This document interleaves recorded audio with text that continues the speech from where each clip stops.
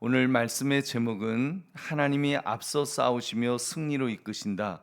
하나님이 앞서 싸우시며 승리로 이끄신다라는 제목을 가지고 함께 은혜를 나누려고 합니다.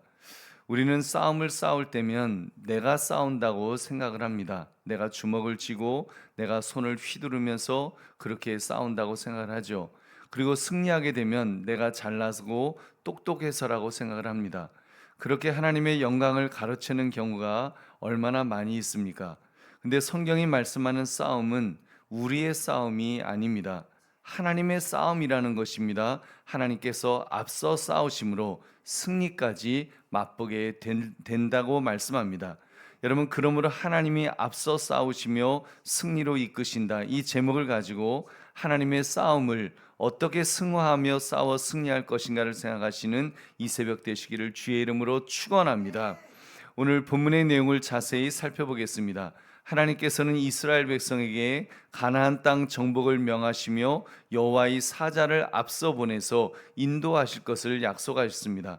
하나님께서는 어떻게 가나안 족속을 쫓아내신다고 하셨습니까? 우리 22절의 말씀 같이 읽겠습니다. 시작. 내가 그의 목소리를 잘 청종하고 내 모든 말대로 행하면 내가 내 원수에게 원수가 되고 내 대적에게 대적이 될지라. 아멘. 이스라엘 백성들이 하나님의 말씀을 잘 청종하면, 그러니까 듣고 순종하면 하나님께서 대신하여 대적을 쫓으시겠다고 하셨습니다. 얼마나 그 좋은 우리 하나님이신지 모릅니다. 하나님은 스스로 친히 우리를 공격하는 자들의 대적자가 되으셔서 우리의 싸움을 대신 싸워주시는 줄 믿으시기 바랍니다. 여러분, 이스라엘 백성이 가나안 땅에 당도하기 전에 하나님께서는 이미 선제적으로 자신의 사자와 위엄을 앞서 보내셨습니다. 27절, 내가 내 위엄을 내 앞서 보내어 내가 이를 곳의 모든 백성을 물리치고 내 모든 원수들이 내게 등을 돌려 도망하게 할 것이라. 여러분, 그렇기 때문에 이스라엘은 적절한 때에 적절한 방법으로 그것에 도착하게 될 것입니다. 할렐루야. 여러분, 이토록 살뜰하게 이스라엘을 살피시는 하나님께서는 이제 가나안 족속을 언제까지 어떤 경계를 정하여 쫓아내겠다고 하셨습니까? 우리 29절부터 31절까지 우리 같이 읽겠습니다. 시작. 그러나 그 땅이 황폐하게 되므로 들짐승이 번성하여 너희를 해할까 하여 1년 안에는 그들을 내 앞에서 쫓아내지 아니하고 내가 번성하여 그 땅을 기업으로 얻을 때까지 내가 그들을 내 앞에서 조금씩 쫓아내리라. 내가 내 경계를 홍해에서부터 블레셋 바다까지 광야에서부터 강까지 정하고 그 땅의 주민을 내 손에 넘기리니 내가 그들을 내 앞에서 쫓아낼지라. 아멘. 하나님께서는 가나안 정복의 세밀한 방법과 확실한 구획 정리까지 계획해 놓으셨다고 말씀합니다. 1년 안에 홍해에서부터 블레셋 바다까지 광야에서 강까지 경계를 정하셨습니다. 그것도 그냥 그 1년 안이 아니라 이스라엘 백성들이 정착할 때까지, 이스라엘 백성들이 자리를 잡을 때까지 하나님은 기다리시며 그 기간을 정해놓고 천천히 그들을 쫓아내신다고 하셨습니다. 그리고는 그 땅의 대적들을 이스라엘 백성들에게 그렇게 넘겨주시겠다고 약속하신 것입니다. 심지어 하나님께서는 하나님과 어울리지 않는 두려움을 피력하셨습니다. 33절을 보니까 그들이 내 땅에 머무르지 못할 것은 그들이 너를 내게 범죄하게 할까 두려움이라. 내가 그 신들을 섬기면 그것이 너의 올무가 되리라. 아멘. 그들이 너를 내게 범죄할까 두려움이라. 여러분, 하나님이 어떻게 두려우시겠습니까? 어울리지 않는 단어죠. 두려움이란, 하나님에게 두려움이란 단어는 어울리지 않는 단어입니다. 근데 하나님은 그런 단어까지 쓰시면서 백성이 그 땅의 신을 따르고 우상을 본받아서 가나안에 물들 것을 걱정하셨다고 말씀하신 것입니다. 그래서 가나안 족속을 온전히 진멸해야 되는 것을 강조했습니다. 하나님은 내가 그렇게 하겠다라고 하시면서 이 싸움을 여호와의 성전, 즉 거룩한 전쟁으로 선포하신 줄로 믿습니다. 우리 보배로운 성도님들, 이스라엘 백성이 우상을 섬기지 않도록 가나안 족속을 시간과 경계를 정해서 쫓아내시려는 이 하나님의 모습을 볼 때 여러분은 무엇을 느낄 수가 있습니까? 여러분, 믿음의 사람에게 있어서 이 하나님의 은혜와 사랑이야말로 정말 값없이 얻는 것이라는 것을 우리는 다시 한번 깨달을 수가 있습니다. 여러분, 얼마나 큰 은혜인지 모릅니다. 하나님께서는 은혜를 베풀어 주십니다.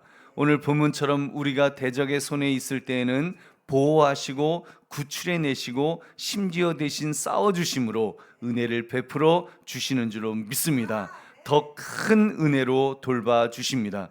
여러분, 그렇기 때문에 하나님의 은혜를 우리가 소홀히 여기면 안 될 것입니다. 깨어서 승리하실도록 늘 깨어 있으시는 우리 그 주님을 우리가 바라보면서 우리 또한 늘 영적으로 깨어 있는 저와 여러분 되시기를 주님의 이름으로 축원합니다. 우리 보배로운 성도님들, 오늘 말씀을 나의 삶에 적용해 봅시다. 여러분, 살아오면서 하나님께서 여러분을 위해서 앞서 일하심을 경험했던 적이 있다면 여러분, 언제 하나님께서 여러분보다 앞서 일하셨습니까? 여러분, 사실 우리의 삶이 저의 전부가 늘 그랬다고 우리는 믿어야 될 것입니다. 늘 그랬다고 믿습니다. 저는 목회를 뒤돌아보면 한 번도 싸움에 져본 적이 없었던 것 같습니다. 늘 승리했었던 것 같습니다.